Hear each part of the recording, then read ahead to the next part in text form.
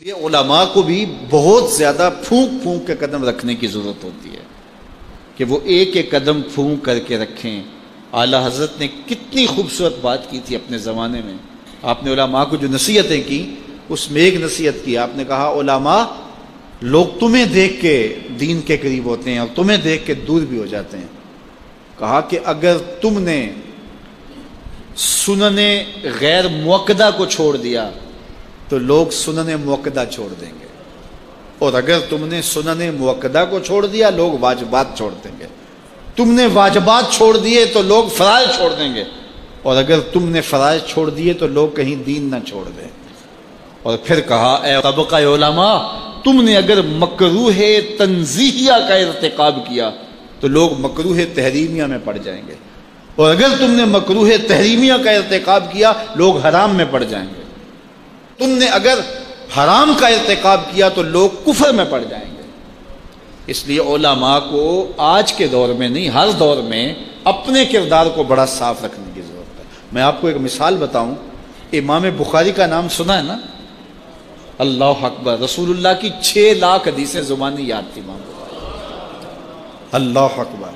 اور آج امام بخاری کی کتاب صحیح بخاری، اصح الکتب بعد کتاب اللہ، کتاب اللہ کے بعد سب سے صحیح کتاب بخاری شریف آج دنیا اسے چومتی ہے، ختم بخاری ہوتا ہے، یہ امام بخاری کی جمع کردہ ہے۔ امام بخاری سفر پہ جا رہے تھے اور امیر آدمی تھے، 6 لاکھ اشرفیاں اس زمانے میں آپ کے پاس تھیں، یہ چھوٹا سرمایہ نہیں تھا، کشتی کا سفر تھا۔ کسی شخص نے دیکھا کہ ان کے پاس 6 لاکھ اشرفیاں ہیں، اس نے سوچا عالمانہ وضاقتہ ہے، پگڑی ہے، جبہ ہے، تو یہ اتنی اشرفیاں تو کسی تاجر کے پاس ہونی چاہیے، تو یہ ایک عالم کے پاس اتنی اشرفیاں ہیں۔ تو اس نے کہا کہ چلو ایک طریقہ ہاتھ آ گیا، میں ذرا کوئی ہیلا کرتا ہوں اور یہ پیسے میں خود حاصل کر لوں۔ تو اس نے شور مچا دیا کہ میری 6 لاکھ اشرفیاں چوری ہو گئیں، کہ جب سب تلاشی لی جائے گی تو ان سے نکلیں گی تو لوگ کہیں گے تو ایک مولوی شخص ہے اور تیرے پاس اتنے پیسے کہاں سے آئے، تو اشرفیاں مجھے مل جائیں گے۔ تو جب تلاشی شروع ہوئی تو امام بخاری کی تلاشی لی گئی تو ایک اشرفی بھی نہیں نکلی، کچھ بھی نہیں نکلا، سارا سامان ٹٹولا گیا، کچھ نہیں نکلا۔ خیر چلو، لوگوں نے اس کو کہا تو جھوٹا ہے، تو نے خام خواہ جو ہے وہ ایک مکر کیا ہے۔ وہ بھی بڑا پریشان تھا کہ اشرفیاں میں نے ان کے پاس دیکھی ہیں، گئی کدھر؟ خیر جب جہاز چلنے لگا تو آہستہ آہستہ امام صاحب کے قریب ہو گیا، امام بخاری سے پوچھنے لگا حضرت اشرفیاں تو تھیں آپ کے پاس، تو کدھر گئیں؟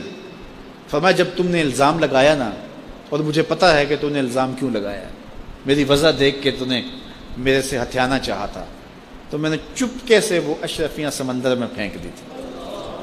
تو کہا حضرت اتنی زیادہ اشرفیاں اور سمندر میں پھینک دیں؟ کہا ہاں۔ کہا کیوں پھینکی؟ تو حضرت امام بخاری فرمانے لگے کہ اگرچہ وہ اشرفیاں میری تھیں، میری ملک تھیں، اور تو نے اگرچہ یہ شور کیا تھا لیکن ایسے مجھ سے لے بھی نہیں سکتا تھا، لیکن ہو سکتا تھا کہ کوئی ایسا فیصلہ ہو جاتا اور اشرفیاں مجھے تجھے دینا پڑتی، یا کوئی آدھی آدھی کر لیتے یا کچھ ہوتا، تو اب میری وضع عالمانہ ہے اور میرے اوپر لگ جاتا الزام چوری کا، اگرچہ میں چور نہیں ہوں لیکن لگتا تو الزام، قیامت تک لوگ میری حدیثیں قبول نہ کرتے کہ اس پہ تو چوری کا الزام ہے۔ تو کہا میں نے اپنے کام کو محفوظ کرنے کے لیے اشرفیاں قربان کر دی، اتنی اشرفیاں صرف اپنے کردار کو بچانے کے لیے، اور ہم ٹگے کے لیے، چائے کی پیالی کے لیے دین بیچ دیتے ہیں، اور پھر کہتے ہیں آج علماء کی قدر کیوں نہیں ہے؟ میاں قدر ہم نے خود بیچی ہے، ایک ہی چیز ہے، یا پیسے لے لیں گے یا قدر لے لیں گے۔ تو یہ ذمہ داری تھی ہماری کہ ہم انتہائی حساسیت کے ساتھ جو ہے اس دور کا ادراک کرتے اور حالات کو سمجھتے، اور جن لوگوں نے حالات کو سمجھ کے قدم اٹھائے ہیں وہ کامیاب اور بامراد ہوئے۔